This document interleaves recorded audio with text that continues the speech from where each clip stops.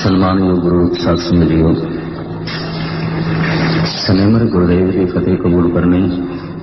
वाहिगुरू जी का खालसा, वाहिगुरू जी की फतेह। आदि काल तो धार्मिक चिंतक लोगों की पकड़ दे एक गल आई, इस दृश्यमान जगत दे कुछ ऐसा जरूर है, इस अस्थूल दुनिया में जरूर कुछ ऐसा है जो सूक्ष्म है। इस रूपवान जगत में लाजमी कुछ ऐसा है जिन्हों कह सकते हैं अरूप है, रूपमान नहीं है। एक नू सरगुण कहा, एक नू निर्गुण कहा। जो दृश्यमान सरगुण, जो अदृश्य निर्गुण, जो अस्थूल सरगुण, जो सूक्ष्म निर्गुण, जो रूपमान सरगुण, जो अरूप वो निर्गुण। धार्मिक दुनिया दो हिस्सों में तकसीम हुई। किसी ने कहा यात्रा सरगुण तो शुरू करनी है, निर्गुण तक पहुंचना है। रूप तो शुरू करनी है, अरूप तक पहुंचना है। दृश्यमान नू बगलगीर होके अदृश्य तक पहुंचना है। कुछ ऐसे भी पुरुष पैदा हुए सूझमान, जिंदगी बड़ी थोड़ी है। पहले दृश्यमान जगत तक पहुंचिए, फिर अदृश्य, पहले अस्थूल तक पहुंचिए, फिर सूक्ष्म, पहले सरगुण की परिक्रमा करिए, फिर निर्गुण तक पहुंचिए। जीवन छोटा है, जिंदगी छोटी है, और इसलिए बेशतर कुछ लोड़ा ने जिहदे समा बहुत खर्च होता है। सीधे ही निर्गुण नाल जुड़न की कोशिश करो। इस इंज कह लो, इस्लाम ने ऐलानिया कह दिता कि असी खुदा के निर्गुण रूप में मनते हैं, सरगुण नूं नहीं। मोहम्मद साहब का एक नाम पै गया बुत शिकन, बुतां नूं तोड़न वाला, मूर्तियां नूं तोड़न वाला। फिर उसके पैरोकार मोहम्मद साहब के पैरोकार भी करीबन करीबन जिथे उन्होंने कोल ताकत आई, सता आई, बुत शिकनी की थी, मूर्तियां नूं तोड़न की कोशिश की थी। सीधे अरूप नाल जुड़िए। यह देश जिथे जैन मत सी, बौद्ध मत सी, सनातन मत सी, इन्हां तिन्हां दी धारणा यही बन गई, रूप तो अरूप तक पहुंचना है। मूर्तियां ही मूर्तियां, अनंत मूर्तियां। रूप तो अरूप तक पहुंचना है, अस्थूल तो सूक्ष्म तक पहुंचना है। सरगुण की परिक्रमा करके निर्गुण दे लीन होना है। सरगुण नूं साधना का अंग बनाना है। सरगुण साधना है, साधना की सफलता निर्गुण की प्राप्ति। गुरमत का जमाना आया और करीबन करीबन समुचा जगत धार्मिक तल ते दो हिस्सों की तकसीम सी। कोई निर्गुण का दावा करता सी, कोई सरगुण का। कोई रूप की परिक्रमा करता सी, कोई अरूप की साधना करता सी। कोई रूप नूं सजदे करता सी, कोई अरूप विच ध्यान जोड़न की कोशिश करता सी। गुरमत ने ऐलानिया कहा, निर्गुण आप, सरगुण भी ओही, कलाधार जिन सगली मोही। सरगुण निर्गुण की कला है, निर्गुण कलाकार है, सरगुण उसकी कला है। निर्गुण चित्रकार है, सरगुण उसका चित्र है। 52 अखरी दे ते बड़े सुंदर बोल ने। चच्चा रचत चित्र है भारी, तज चितरे चेतो चितकारी। चित्र बचित्र है अवचेरा, तज चितरे चितराख चितेरा। भगत कबीर जी की 52 अखरी। आप कहते हैं मैं चचे तो 4 शब्द तो यह प्रेरणा लईए। हर अखर किसी दिशा की तरफ संकेत ते करदा ही गया, और अखरां दा जोड़ ही ते ज्ञान बनदा है। अखरी नाम अक्सी अखरी सारा, अखरी ज्ञान गीत गुणगा, अखरी लिखण बोलण बाण, अखरां सिर संजोग बखान। अखरां दा जोड़ ही गाल बनदा है, अखरां दा जोड़ ही बंदगी बनदा है। अखरां दा जोड़ ही तकरार बनती है, अखरां दा जोड़ ही ते विचार बनती है। अखरां दा जोड़ ही झगड़ा है, अखरां दा जोड़ ही ते गीत है संगीत है। अखरी नाम अखरी सादा, अखरी ज्ञान गीत गुणगा, अखरी लिखण बोलण बाण, अखरां सिर संजोग वखाण। मनुखी दुनिया विच जितने संजोग बनते ने अखरां करके, जितने संजोग टुटते ने अखरां करके। 2 भरावां दे नाचाती हो गई 2 बोल करके, 2 दुश्मन बगलगीर हो गए ने 2 बोलां करके। अखरां दे जोड़ टुटे दिलां नूं जोड़ सकते हैं, संजोग बना सकते हैं। अखरां दा जोड़ दिल तोड़ भी सकते हैं। खैर इतने विचकार गल आ गई। सब कुछ अखरां दे विच है। ये चाह चच्चा कबीर कहते मैनू ये प्रेरणा दे रहा है। चच्चा रचत चित्र है भारी, तद चितरे चेतो चितकारी।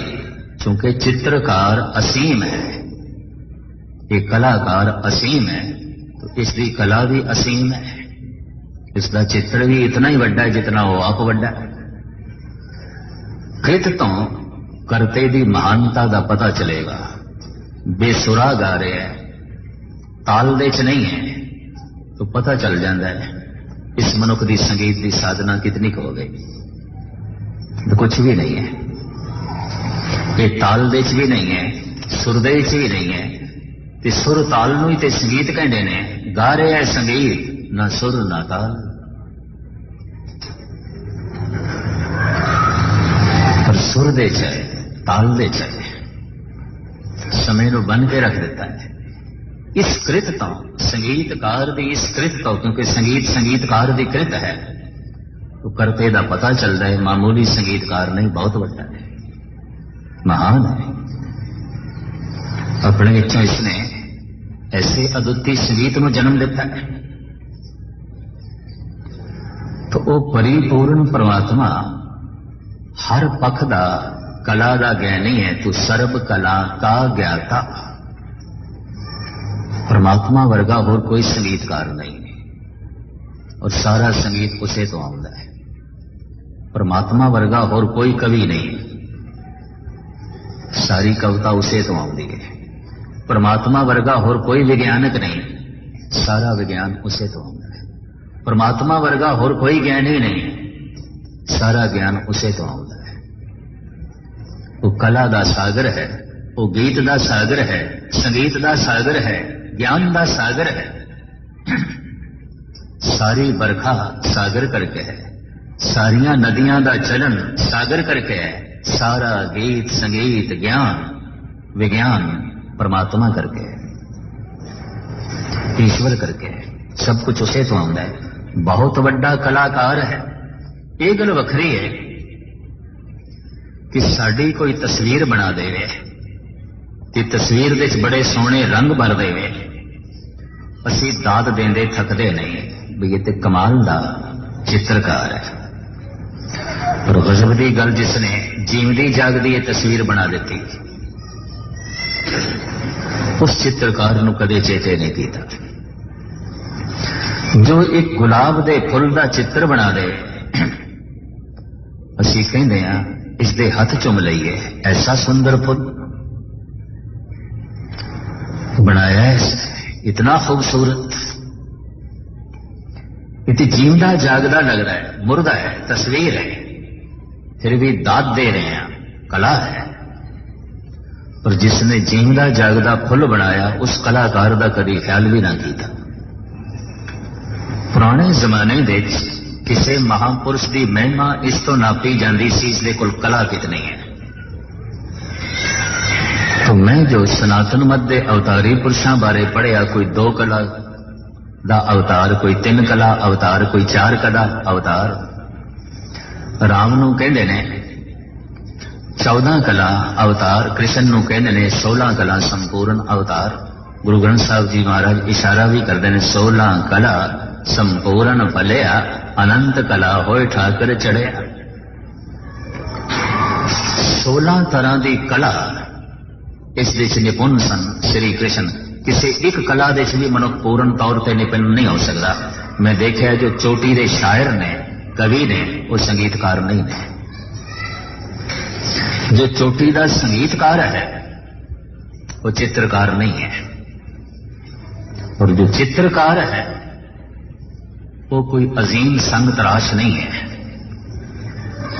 और जो चोटी दे संग तराश ने वो कोई महान नृत्यकार नहीं है।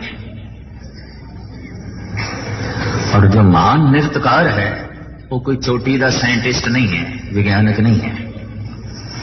किसी एक कला विच ही मनुख पूर्ण तौर पर निपुण हो सके ये भी औखा है, पर कोई 16 कला विच निपुण हो जाए तो आम बंदे ने ते हैरान होकर कहना सी ये आम इंसान नहीं, ये तो कोई अवतार है। 16 कला संपूर्ण फलिया।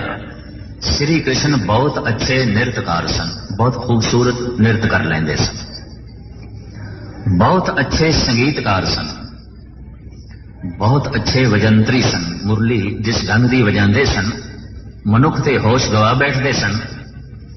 पशु पक्षी भी दाना दुणका चुड़ना भुल जाते सन, चलना भुल जाते सन। दूर क्यों जाइए, इस झलक नूं धन गुरु गोबिंद सिंह जी महाराज ने भी पेश किया है, कृष्ण भी इस झलक नूं। यह गल वखरी है, इस देश को फुर्सत कित्थे है कि कोई गुरु गोबिंद सिंह जी नूं पढ़े। धन गुरु गोबिंद सिंह जी महाराज ने 24 अवतारां की कथा लिखी है, ज्ञान प्रबोध लिखे है, अकाल उस्तत लिखे है, चंडी चित्र लिखे है, विचित्र नाटक लिखे है, रामा अवतार लिखे है, कृष्णा अवतार लिखे है, जफरनामा लिखे है। पढ़न का वेल किस को है? कौन पढ़े?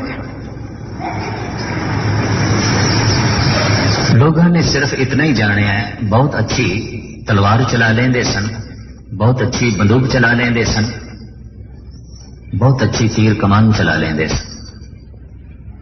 बिल्कुल चीदा चीदा मनुखा नूं पता है उन्हां दी कलम दे चों रब्बी नगमे निकलदे सन, उन्हां दी जबान चों रब्बी संगीत निकलदा सी,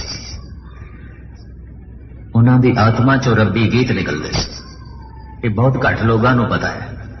ये तलवार चलानी गुरु गोबिंद सिंह जी महाराज ते ये कहने मेरा शौक नहीं है, ये मेरी मजबूरी है। ये तलवार चुकने मेरी खुशी नहीं है, मेरी मजबूरी है। साफ लिखे जफरनामे, बलाचारगी दरमिया आमदम बतद बीरो तीरो तुफंग आमदम। है औरंगजेब इतने मैं लाचार होके तलवार चुक ली है, मेरी खुशी नहीं है, ये मेरा स्वभाव नहीं है, हो भी नहीं सकता। हेमकुंड दा तपीश्वर दिन रात ध्यान साधना विच रहा होवे, पुराने संस्कार ते ए होवन, लेकिन मजबूरी इत्थे तक अपड़ गई होवे कि तलवार चुकनी पै गई। और गजब दी गल इस सच्चाई नूं सतगुरु ने कबूल कर लिया। बलाचार भी लाचार होके मजबूर होके ये मैं तलवार चुकी है।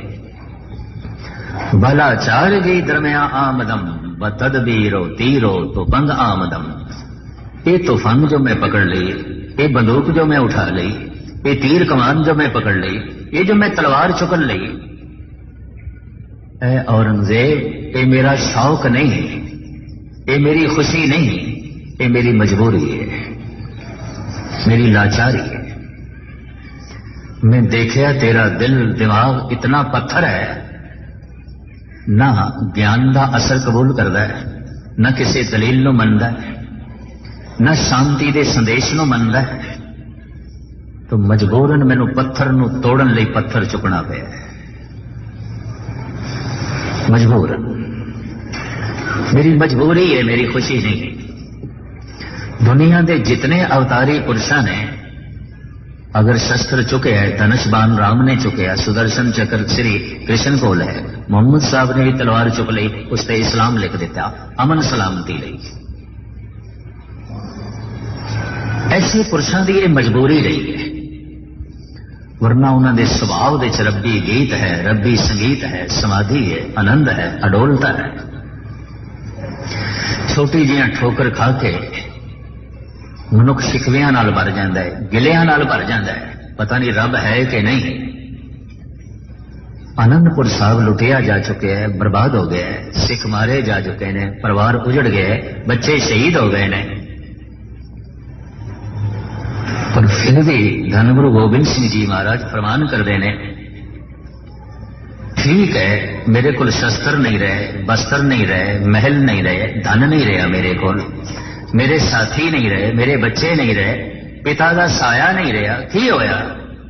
ये कुछ भी नहीं, मेरा खुदा ते मेरे हृदय च बैठा है, ते जिन्ने चिर तक वो मेरे साथ है, ऐ औरंगजेब मेरी तलवार तेरे कदमां नूं रोकती रहेगी। ना साज हो, ना बाज हो, ना फौज हो, ना फर्श, खुदावंद बख्शन दई ऐशो अर्श। ठीक है मेरे को फौज नहीं, धन नहीं, संपदा नहीं, महल माड़ियां नहीं, किले भी ढेरी हो गए, पर मेरे को जगत दा मालक जो खुदा है उसकी याद है। तो जितने चिर तक मेरे सीने विच वो बैठा है, मैं लावारिस नहीं, मैं तेरे कदम अज भी रोकांगा तलवार नाल। इन्ना हौसला, माड़ी मोटी गल हो जाए बंदा कह देंदा पता नहीं परमात्मा है कि नहीं। तो मैं अर्ज कर रही असीस रब्बी शायर ने रामा अवतार लिखे है, कृष्णा अवतार लिखे है, चंडी चित्र लिखे है, भगवती दी वार लिखी है, अकाल उस्तत लिखी है, विचित्र नाटक लिखे है, और ऐसे ऐसे छंद जो कविता का एक कमाल है, ऐसे ऐसे गीत जो कहना पैंदा है कोई अवतारी कलाकार ही ऐसा लिख सकता है, ऐसा कह सकता है। आपकी दृष्टि चली गई द्वापर देश, जो कृष्णा अवतार आपने लिखे, काश से देशवासी किधरे पढ़ दे, काश किधरे देशवासी तुलसीकृत रामायण के नाल नाल, वाल्मीकि रामायण के नाल नाल रामा अवतार गुरु गोबिंद सिंह जी का पढ़ दे, तो कुछ बहुत मिलता है। या असी कुछ इस ढंग का माहौल बना दे, ना असी यतन किए, ना अगलिया ने कुछ इस ढंग के यतन किए। खैर इतने में विस्तार गल आ गई। पातशाह की दृष्टि पहुंच गई द्वापर दे।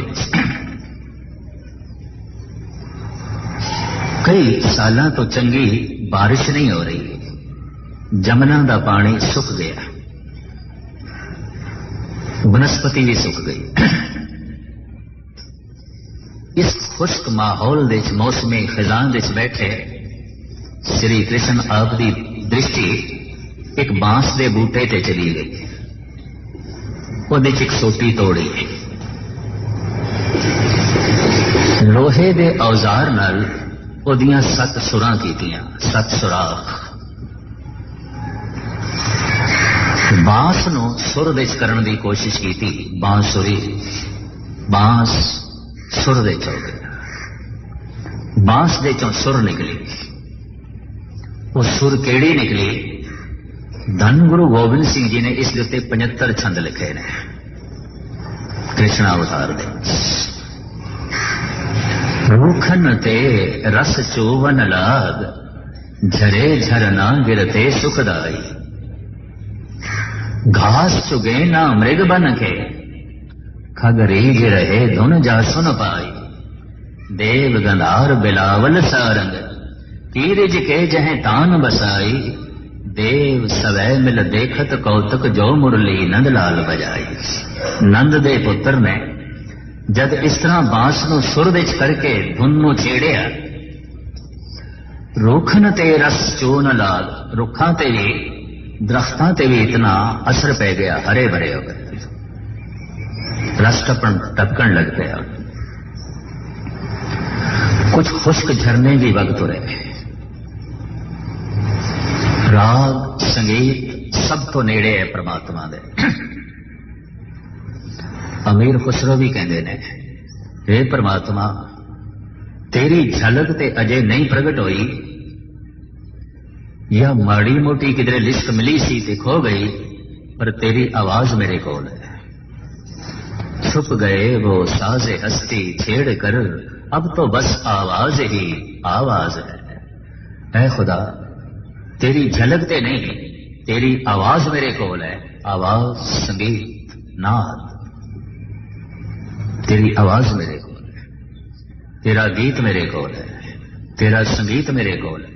उन्होंने सुन के मैं आनंदित हो रहे हैं। तो सूखे हुए झरने चल गए, घास चुगे ना मृग बन के, खग रीझ रहे धुन जासन पाई। ये धुन की सी देव गंधार बिलावल सारंग। ऐसे वक्त का राग है बिलावल, देव गंधारी, सारंग। कुदरती गल एक कौतक दिन नूं ही होया होवेगा, दिन दे राग ने, इस वक्त दे राग है। कदी सारंग दी धुन छेड़ी, कदी बिलावल दी, कदी देव गंधार दी। संगीतकार भी सन, नृत्यकार भी सन, राजनीति दे पंडित भी सन, धर्म दे ज्ञाता भी सन। इस तरह गिनती करदियां करदियां विद्वाना ने कहा 16 कला ने, एक नहीं 16। कोई एक कला भी महान रखदा होवे ते असीं कहने महान कलाकार है, पर कोई 16 रखदा होवे तो मजबूरन कहना पिया अवतार है, आम मनुख नहीं है। पर साहिब एक होर इशारा करते ने, अनंत कला होए ठाकर चलिया। वो जो ठाकर है परमात्मा, उसके कोल इतनी कला है अनंत, गिन भी नहीं सकते। हर पासे उस कलाकार तो ही लोग कला सीख रहे हैं। जीवान कला प्राप्त हो रही है उसे तो, जीवान ज्ञान प्राप्त हो रहा है उसे तो, जीवान विज्ञान प्राप्त हो रहा है उसे तो, जीवान गीत मिल रहे हैं उसे तो। मैं इसमें थोड़ा जिहा स्पष्ट करा। एक शागिर्द राबिंद्रनाथ टैगोर का, उन्होंने गीतांजलि पढ़ के उन्होंने कोल चला गया तो कहने लगा, इस कविता दे ठाकुर जी अर्थ दसो। बंगाली लिखी हुई है। राबिंद्रनाथ कहने लगे, मैनू अर्थ नहीं आते, मैं नहीं कर सकता। विद्यार्थी ने यह सोचा ये अपना पिंड छुड़ाने की करते हैं।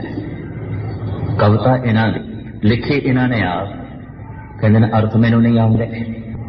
ये किस तरह मान लीजिए, कविता थोड़ी तुसी लिखी, तुसी इसके अर्थ नहीं जानते। हाँ, जब ये कविता आई सी ते मैं लिखी सी, उदों मैं इसके अर्थ जानदा सी, और जिथों आई सी वो भी इसके अर्थ जानदा सी। समा बहुत लंघ गया, हुण मैं अर्थ भुल गया, जिथों आई सी वो ही जानदा, उन्होंने पता, मैनू नहीं पता। इस तरह के पुरुष के उत्ते परमात्मा के बोल प्रगट होते हैं, ईश्वरी बोल प्रगट होते हैं।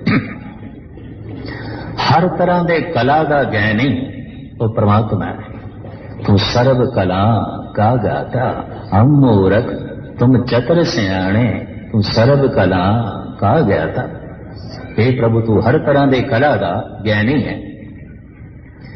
सियाणियां की पकड़ दे एक गल आई,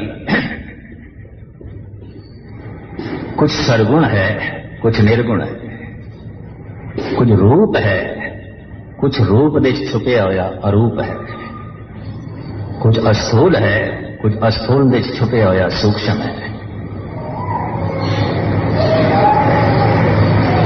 आखिर दे फैसला यह होया, जो रूप है ये संसार है, जो अरूप है वो निरंकार है। जो रूप है ये पदार्थ है, जो अरूप है वो परमात्मा है। जो रूप है ये जगत है, दुनिया है, और जो अरूप है वो आत्मा है, वो ईश्वर है। लेकिन ये रूपमान अरूप नहीं होया, ये अरूपमान रूपवान होया है। मैं लफ्ज़ फिर दोहरावां, रूप तो अरूप नहीं होया, अरूप तो रूप होया है। रूप प्रगट, अरूप गुप्त। दरख्त प्रगट है, जड़ा गुप्त। मकान प्रगट है, बुनियाद गुप्त। संसार प्रगट है, निरंकार गुप्त। उस अरूप तो ये रूप होया, रूप तो अरूप नहीं होया। वो अरूप ही रूपमान होया, वो अरूप रूपमान होया। कहते ने जो रूप नाल जुड़ गए है वो कदी दुख दे च होवेगा, कदी सुख दे च होवेगा, कदी हसेगा, कदी रोवेगा, सारी जिंदगी दुबदा दे च रहेगा। क्यों? रूप उस अरूप ने ऐसा बनाया है, उस विच एक नहीं है, दो ने। उस एक तो ये जो रूप होया इसका विभाजन है, ये दो ने। संसार विच एक नहीं, दो ने। संसारी किसनों कहते ने? जो दो दे च जींदा है। संत किसनों कहते ने? जो एक दे च जींदा है। बस मूल गल इतनी मैं कहनी। कौन है संसारी? जो दो दे च जींदा है। ते सारा संसार इंज कह लो संसारियां नाल भरिया होया है। कदी कदाई कोई संसार तो उच्चा उठता है, कदी कदाई। ये संसार हर एक दी सुरत नूं अपनी तरफ खिंचता है। एक विज्ञान की पकड़ दे आई कि जमीन दे कशिश है, जमीन हर चीज नूं अपनी तरफ खिंचती है। जमीन की इस पकड़, इस कशिश के दायरे तो कोई चीज उच्ची उठ जाए तो फिर जमीन नहीं खिंच सकती। लेकिन जितने चिर तक इसकी कशिश का दायरा है, जिथे तक एक अंदाजे के मुताबिक कोई 400 मील की बुलंदी तक इसका दायरा है कि खिंचेगी, हर चीज को खिंचेगी अपनी तरफ। कोई इस कशिश के दायरे चो लंघे। संत की पकड़ दे एक होर गल भी आई। इस जमीन सिर्फ अस्थूल नूं ही नहीं खिंचती, मनुख की सुरत नूं भी खिंचती है। सुरत उच्ची करिए, जमीन खिंचती है। अगर धन करके सुरत थल्ले आ गई है तो धन जमीन है। रूप करके सुरत थल्ले आ गई है तो रूप जमीन है। खाक है और की है। सब कुछ इस मिट्टी तो मिलता है, सब कुछ ये जमीन दे रही है। सुरत थल्ले हो गई है किधरे पदार्थ करके, तो पदार्थ ते धरती है, सब कुछ धरती विच है। तो पदार्थ ते धरती है, सब कुछ धरती विच है। खिंच ली है, सुरत नूं भी खिंच ली है। कोई थल्ले डिग गया है धन करके, कोई थल्ले डिग गया है रूप करके। कीर्तन कथा दे प्रेशर दे नाल सुरत उच्ची उठी, धरती दी खिंचने फिर थल्ले गिराया। धन दी खिंचने, रूप दी खिंचने, थल्ले गिराया। जैसे प्रेशर दा मारिया फुआरे दा पानी ऊपर उठता है, धरती दी खिंच दा मारिया फिर थल्ले। कई बंदे तो मैं देखे बस फुआरे दे पानी ने और कुछ भी नहीं है। कीर्तन सुनिया, कथा सुनी, उच्चे हो गए, बस अजे पानी उच्चा उठिया ही नहीं कि थल्ले गिरना शुरू हो गया। हुणे रस विच बैठा सी, हुणे बेरस हो गए। हुणे ऋषि लगदा सी, हुण बिल्कुल संसारी हो गए। हुणे गुरमुख लगदा सी, बिल्कुल मनमुख हो गए। हुणे ते जोगी लगदा सी, बिल्कुल भोगी हो गए। हुणे ते ऐसा लगदा सी जैसे मनुख जमीन का हिस्सा ही नहीं, हुण ऐसा लगता बिल्कुल ही खाक, बिल्कुल ही मिट्टी। मनुख की सुरत नूं भी खिंच ली है। संत जिसकी सुरत इतनी ऊंची उठ गई है, इतनी ऊंची उठ गई है, जमीन की कशिश के दायरे तो बाहर निकल गई। उत्थे जमीनी कशिश नहीं रही, इतनी ऊंची सुरत उठ गई है। दो चार उदाहरण में दिया। छोटे छोटे झटकियां नाल जिन्हां दी सुरत थल्ले गिर जाती है, अजे वो इतने उच्चे ही नहीं उठे सन कि धरती की कशिश तो बाहर निकल जा, नहीं तो वड्डे वड्डे झटके भी उन्हां दी सुरत नूं थल्ले नहीं लिया सकते, जो इस कशिश के दायरे तो उच्चे उठ गए। एक दो उदाहरण मैं दिया। तरह तरह के लालच लोग भाई दयाले के सामने रखे गए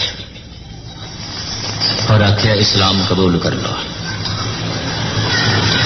दयाला जी कहते बहुत गूढ़ा रंग चाड़िया है मेरे गुरु ने,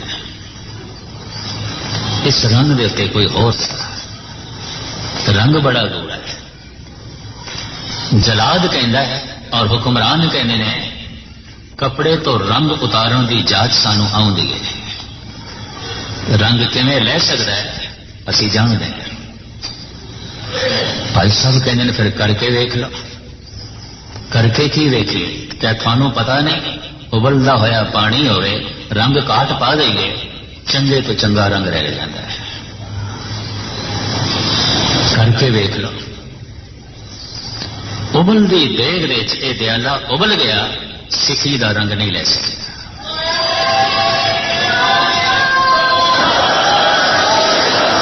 आरे दे नाल मती दास दे तन दे दो टुकड़े ते हो गए, लेकिन सिखी नूं दुफाड़ नहीं होने देता। ये छोटी छोटी गल्लां ते जिहड़े दुफाड़ पे होंदे ने, ये पहले ही दुफाड़ ने, ये जमीन की कशिश ते जी रहे हैं। ये मामूली मामूली गल दे जिन्हां दे रंग लै जांदे ने कि गूढ़ा रंग चढ़िया ही कोई। अजे ये साधक ने, संत नहीं है, साधना कर रहे हैं, साधना की सफलता प्राप्त नहीं हुई। सफलता जमीन धरती की कशिश तो उच्ची उठ गई, हुण जमीन की कशिश नहीं रही। हुण ये निर्गुण की कशिश के दायरे से जी रहे हैं, सरगुण की कशिश तो निकल गए, हुण रूप तो निकल गए, अरूप नाल जुड़ गए, अस्थूल तो उच्चे उठ गए, सूक्ष्म नाल जुड़ गए।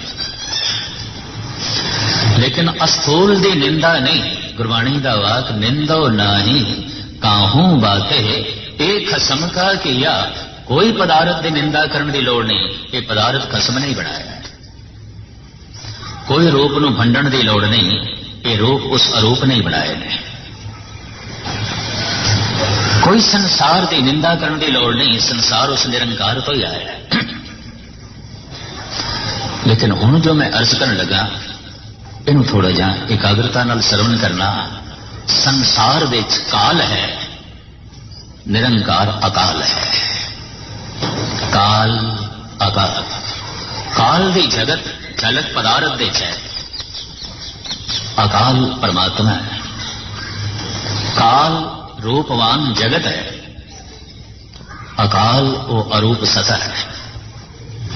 काल ये अस्थूल जगत है, अकाल और सूक्ष्म दुनिया है।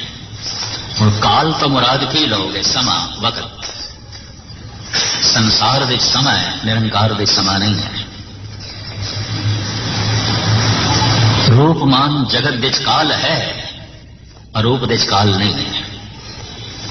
काल की पहचान किस तरह होगी? दिन करके रात करके।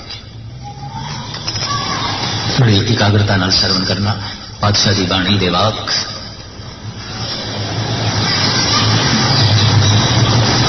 संसार विच समा है, वक्त है, काल। परमात्मा विच वक्त नहीं है, समा नहीं है, अकाल। काल अकाल। समय की पहचान किस तरह होगी? दिन करके रात करके। अगर दिन रुक जाए, रात होवे ही ना, तो समय नूं किवें नापोगे? किस तरह नापोगे? और रात आ गई है, ठहर जाए, दिन हो गई ना, फिर समय नूं किवें नापांगे? फिर काल नूं किवें नापांगे? दिन ते रात करके काल दा बोध होंदा है, काल दा ज्ञान मिलता है। दिन ते रात तो जब कोई उच्चा उठ जाता है, अकाल नाल जुड़ जाता है। भगत कबीर जी दा वाक, दिन सरैन वेद नहीं शास्त्र, तहां बसे निरंकारा। उस हिरदे विच निरंकार वसदा है जिथे दिन खो जाता है, रात खो जाती है, ना दिन ना रात। गुरबाणी में इतना सरल ना समझना, ये इतनी सरल नहीं है। ये आध्यात्मिक ज्ञान है, अति सूक्ष्म। दुनिया में जितनी तरह का ज्ञान है, सब तो ज्यादा बारीक, सब तो ज्यादा सूक्ष्म और सब तो ज्यादा ध्यानमंद है। कोई ज्ञान शायद इतना ध्यान ना मंगे जितना ईश्वरी ज्ञान ध्यानमंद है। बल्कि बहुत सारे ने साडे देश के महापुरुषों ने तो कह दिता, धर्म है ही ध्यान साधना, बाकी गल ही नहीं है। खैर,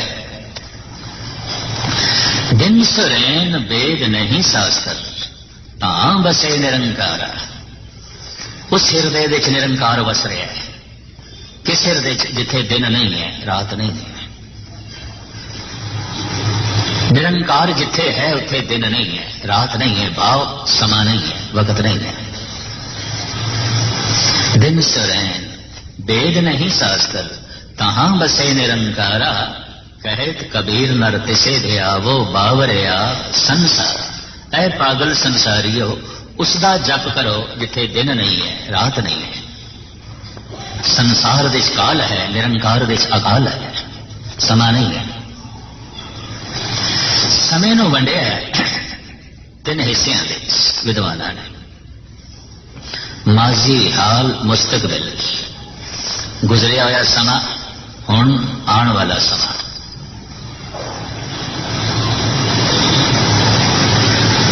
एकाग्रता बख्शनी। कदी कदाई कोई ऐसा मनुख वर्तमान विच ऐसा लीन होता है, समय नूं बन के रख दिंदा, समा खो जाता है।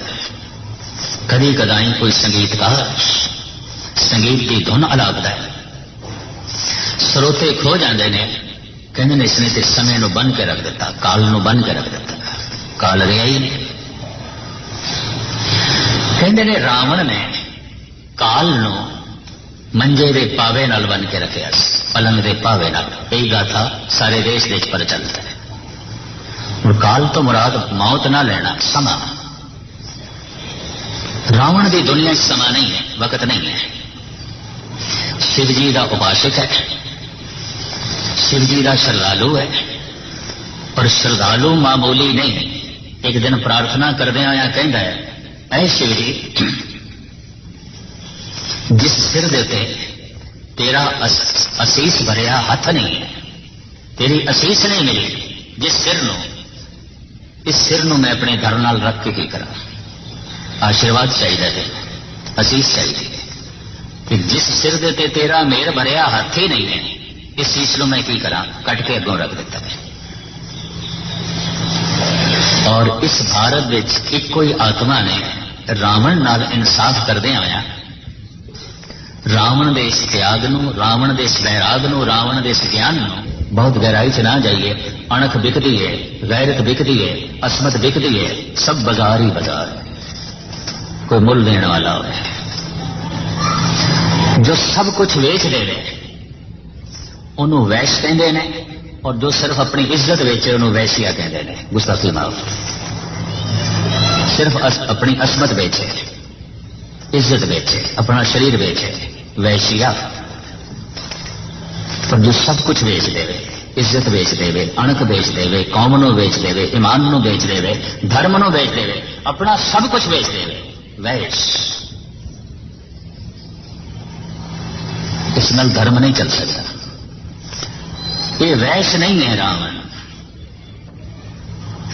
इन्हूं समझ आए कि शिव जी की असीस माया की दमड़ियां के बदले च नहीं लभणी। और धन गुरु अर्जन देव जी महाराज कहते हैं, समझ उसनों है। सम्मन जो इस प्रेम की दम के होती साठ, साठ कहते वटा सटा। जे माया की दमड़ियां नाल वटा सटा हो सकता।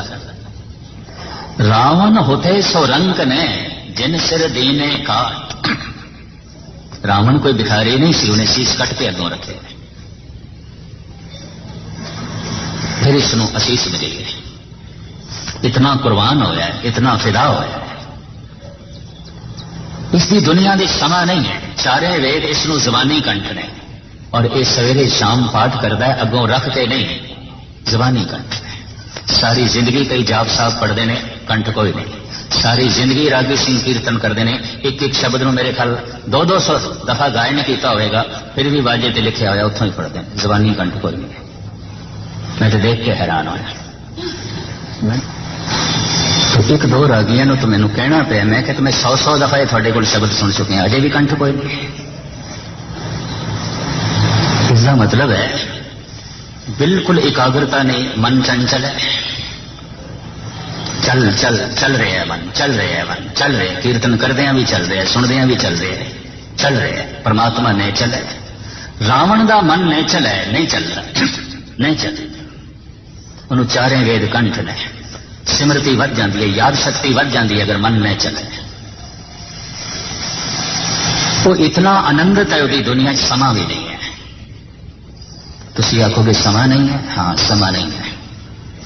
मनुख सुख दे च बैठा है, आनंद दे च बैठा है, कह देंदा है अज दा दिन ते इंज लंघिया जिवें एक सेकंड। मनुख रस दे च बैठा है, आनंद दे विच बैठा है, कहंदा अज दी रात ते इंज लंघी जिवें एक मिनट।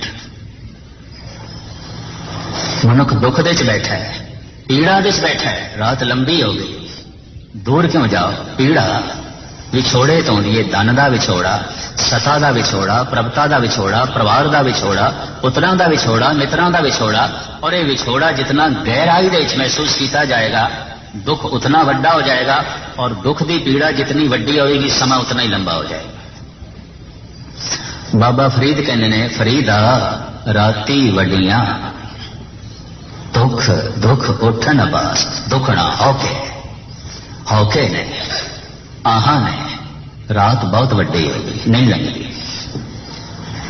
सूफी संत बाबा फरीद, फरीदा राती वड्डियां बहुत वड्डी होगी, दुख दुख उठन बास, खुदाई विछोड़े दी ए रात ते खुदाई विछोड़े दी पीड़ा का यह दिन किन्ना क वड्डा हो जाता है। ये गुरु अर्जन देव जी दसते हैं, चार पहर चौ जुगे समाने, रहन भई तब अंत न जाने। हे प्रभु तेरे विछोड़े दी पीड़ा विच दिन दे चार पहर, चार युग बन गए, नहीं लंघते। ये रात आई है, कितने युगां वर्गी है, कह ही नहीं सकते। चार पहर चौ जुगे समाने, हुण चार युग ते कई लखां सारा वर्गे हो गए। ये कवि की कल्पना नहीं, जितनी गहरी पीड़ा है समा उतना ही लंबा हो जाता है। एक घड़ी दिनस मुको बहुत दिहाड़े, एक घड़ी कई दिना वर्गी है, नहीं लंघती।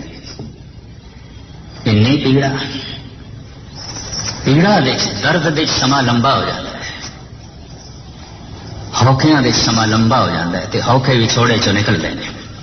मैंने तो एक घटना चेते आई, भाई साहब भाई नंद लाल दी।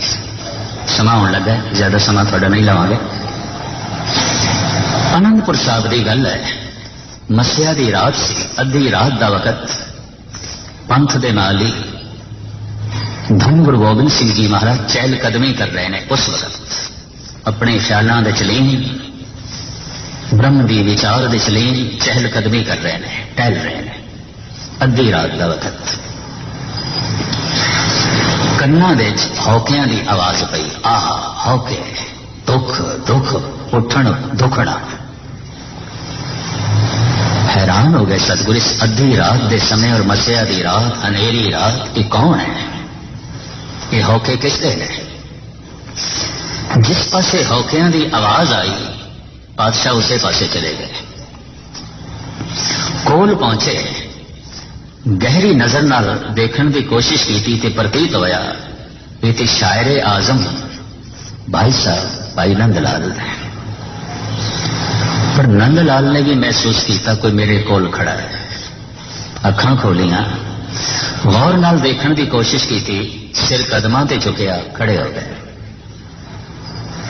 सतगुरु अपनी दुनिया च लीन, नंदलाल अपनी अवस्था दे महू। सतगुरां दे मुखार बिन तो दो बोल निकले, नंदलाल की मैनू दसेगा ये आसमान मैनू काला क्यों दिखाई दे रहे है? हाथ जोड़ के नंदलाल कहने, महाराज मैं प्राकृतिक खोजी नहीं हाँ, भाव विज्ञानक नहीं हाँ, साइंटिस्ट नहीं हाँ, मैं की जाना ये आसमान काला क्यों है? मैं ते आपदा सेवक हाँ और एक अदना कवि हाँ, शायर हाँ, मैं नहीं जानता। सतगुरु कहने तू कबूल कर लिया कि तू शायर है, कवि है, तो कवि की अपनी कल्पना भी आती है, शायर का अपना तखयल भी आता है। चल तू तखयल के आधार से दस, कल्पना के आधार से दस, ये मैनू काला क्यों दिखाई दे रहे? तो भाई साहब का तखयल, भाई नंदलाल की कल्पना। भाई साहब कहने रंगश कबूद कर दिले अज पुरसुरार साख्त, अज बस के दूध आहे मन अज आसमां गुयस्त। ऐ मेरे बादशाह, रब्बी दी छोड़े दी तड़प दे मेरे अंदरों जड़े हौके निकले ने, वो जद आसमान तक पहुंचे ने, उन्होंने साड़ के काला कर दिता। महाराज ने गलवकड़ी च लिया, आख्या इतनी बिरहे दी पीड़ा चो लंघ रहे हैं, प्रभु रहमत करन, तेनों मिलाप दा आनंद नसीब होवे, तेनों अकाल नसीब होवे। इतने लंबे काल दे जी रहे हैं, दुख दे काल लंबा हो जाता है, समा लंबा हो जाता है। कहने रावण ने काल नू पावे नाल बन के रखा, इतना आनंदित, इतना रसदायक, 4 वेदां दा पाठी। कसूर इसका एक मामूली सी बदले की भावना, कसूर दे बदले कसूर कीता। कसूर पहले लक्ष्मण ने कीता, रावण दे भैन की नक कट दी। उस जमाने की प्रथा सी, बच्चियां अपना वर स्वयं चुनदियां सन, स्वयं वर। लक्ष्मण ने कबूल नहीं किया, गुस्से च नक कट्टी है। मुख्तसर मैं अर्ज करा, एशिया के लोग, समुचे एशिया के,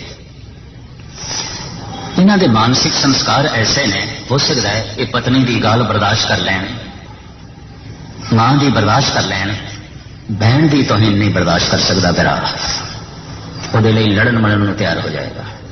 कोई मानसिक संस्कार, कोई मनोवृत्ति। बहन की ये तौहीन देख के रावण अपना संतुलन खो बैठा है, तवाजन खो बैठा है, सारी जिंदगी लिए ये करूप हो गई, नक कट दी गई है। तो ये सीता नू चुक ले आया। अगर कोई होर स्त्री होंदी, राम की भैन या कोई होर, इन्हें चुक लियानी या उस नाल उस तरह का व्यवहार करता, पर सिर्फ सीता सी पत्नी चुक ले आती, तो किसी की स्त्री चुक ले आनी भी अगले की नक कटनी है। लेकिन घर नहीं लेके गया, महलों च नहीं लेके गया, अशोक बाट कच रखे, पहरे ते सब औरतां ने, कोई पुरुष नहीं जा सकता उत्थे। शिव जी का उपासक है, 4 वेदां का पाठी है, आनंद स्वरूप। समा उसकी दुनिया च नहीं है, वक्त उसकी दुनिया च नहीं है, काल नूं ते उसने मंजे दे पावे नाल बन के रखे। और इतनी उन्नति हो चुकी सी लंका, सतगुरु की बाणी फरमान कर दी, चंद सूरज जाके तपत रसोई, उसके घर दे चुल्हे रसोई दे सूरज दियां किरणां नाल चलदे सन उस जमाने, उस वक्त। पर सवाल पैदा होता है, इतना महान शक्तिशाली तपीश्वर जपीश्वर ज्ञानी, ये हार किस तरह गया जब इतनी ताकत? मैं जो शब्द कहने लगा, ध्यान श्रवण करना, रावण राम तो नहीं हारे, रावण अपने ग्राह तो हारे है, विवेक्षण तो। विवेक्षण ने सारे सीक्रेट, सारे राज रावण दे राम नूं दस दिते। करका बेदी लंका डाले, कहते ने दुश्मन का वार खता जा सकता है, भरा का वार खता नहीं जा सकता। दुश्मन की मार तो मनुख बच सकता है, दुश्मन दूरों मार करेगा, भरा का वार बहुत नेड़े आता है, वो सब कुछ जानता है। इस वास्ते भरा दे मार तो बचना बहुत औखा है, ये अपने भरा दे हथों मारा गया। 4 वेदां दा पाठी, शिव जी का उपासक, पर हुण ये मनुख की मनोवृत्ति है, जो हार जाए शैतान बन जाता है और जो जित जाए भगवान बन जाता है। ये मनोवृत्ति, ये मनुख की सोचने का ढंग है। कोई भी जित जाए, कालका बन जाएगी, चंडका बन जाएगी, देवी बन जाएगी। कोई भी हार जाए दुष्ट बन जाएगा, शैतान बन जाएगा। जित जाए भगवान, हार जाए शैतान। जे किधरे रावण जितदा तो यकीन जानो इस देश के पूजनीक भगवान कोई होर होना। ये भी महज करते हैं। और इनमें किसी ईर्खावश होके नहीं कह रहा, 4 वेदां दा पाठी है। और धन गुरु अर्जन देव जी महाराज इस देश विच इक्को ही विभूति ने रावण नाल इंसाफ किया है। रावण होते सो रंक ने जिन सिर दीने काट। समा खो गया, काल नहीं है, वक्त नहीं है। जितना दुख उतना काल, जितनी वड्डी पीड़ा उतना वड्डा काल। कितना का वड्डा काल? 4 पहर 4 जुगे समाने। तो समुचे दा समुचा संसार काल विच है। काल नूं वंडिया 3 हिस्सियां विच, माजी, हाल, मुस्तकबिल, भूत, भविष्य, वर्तमान। मेरे समेत आप सारे बैठे हो। भाई गुरदास ने, भाई नंद लाल ने ते उन्हां तो प्रेरणा लेके भाई साहब भाई वीर सिंह जी ने मनुख की मानसिक दशा नूं इंज बयान किया है। मनुख जिथे भी बैठा हुंदा है या तो गुजरे हुए कल विच बैठा होंदा है या आने वाले कल विच। मनुख जिथे बैठा है वर्तमान विच नहीं बैठा। हुण है ही नहीं उसदे कोल कुछ भी नहीं। अगर हुण अपने विच बैठे सिवाय पीड़ा सिवाय चिंता इस तो इलावा है कि कुछ भी नहीं। मनुख चला जाता है गुजरे हुए कल विच, मनुख चला जाता है आने वाले कल विच। आम लोग कहते मन टिकदा नहीं, मन टिकदा नहीं, मन टिकदा नहीं। किथे चला गया मन? गुजरे हुए कल विच चला गया, आने वाले कल विच चला गया। गुजरे हुए कल दियां यादां विच मन रहिंदा है, आने वाले कल दी चिंता विच मन रहिंदा है। अज दे च नहीं। हो रहा है कीर्तन होवे पिया, हो रही है कथा होवे पई, चल रहे ने पाठ लड़ियां दे लड़ियां चलन, हो रहे ने कीर्तन दरबार। कौन मर वर्तमान विच है? कोई गुजरे हुए कल दियां यादां च बैठा है, कोई आने वाले कल की चिंता च बैठा है। मत्था ही दस देंदा, मस्तक दस देंदा, अखां दस देंदा। गुस्ताखी माफ। ये गुजरे हुए कल विच बैठा, ये आने वाले कल विच बैठा। परम संत भाई साहब भाई वीर सिंह जी, बीत गई दी याद पई हड्डां नूं खावे, आने वाले दा सहन पिया मन नूं तड़फावे। जो समा लंघ गया उस दियां यादां मेरियां हड्डियां खा रही हैं। जो समा आने वाला है उसकी चिंता मैनू जलाई जा रही है। मनुख अज दे है ही नहीं, अज है ही नहीं इसके कोल कुछ। भाई गुरदास कहते ने वर्तमान विच वरतदा होवन हार सोई परवाना। गुरु का सिख वर्तमान विच हाल विच, वर्तमान नूं कहंदे ने हाल। हाल शब्द है ईरानी भाषा का, पर्शियन। हाल का मतलब वर्तमान। असी जिहड़ा पुछदे हां तेरा की हाल चाल है, इस हाल शब्द के जो अर्थ बन गए ने ये अर्थ नहीं ने। हाल वर्तमान, तू हुण इस वक्त किस हाल जो है, किस रूप दे च, इस वक्त तेरी की दशा है, हुण इस वक्त हाल। सुमा हाल चे अस, तेरा हाल किस तरह है? पर जे ओ तसल्ली बख्श जवाब ना देवे तो कह दिता जाता ये बेहाल अस, बेहाल है। ये हाल विच नहीं, ये वर्तमान विच नहीं, ये तो बेहाल है। जो बेहाल है वो संसारी, जो हाल विच है वो भगत।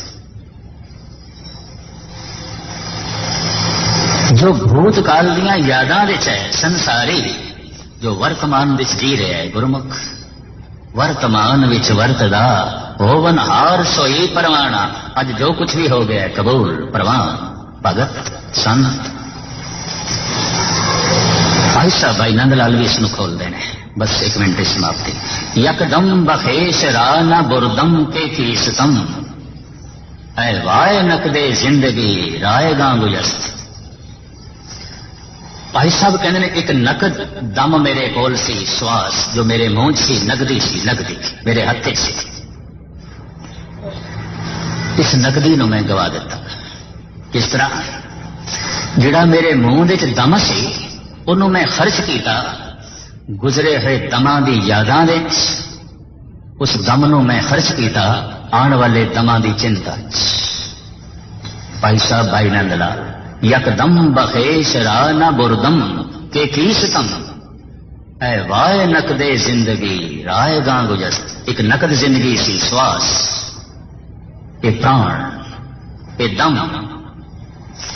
ये जो मुंह दे दम सी मेरे कोल सी, नकद सी, इनू मैं गवाया गुजरे हुए दमां दी यादां विच, आने वाले दमां दी चिंता विच। दम दम करके सारी जिंदगी मेरी अजाई चली गई, मेरे कोल कुछ भी नहीं। मेरे को कुछ भी नहीं, सारे दम चले गए। भाई नंदलाल तो और भाई गुरदास जी के इन्हां बोलों तो प्रेरणा लैके मैं 2 रवाइयां लिखियां सन, सुना के समाप्ति करा, एक उर्दू दे एक पंजाबी दे।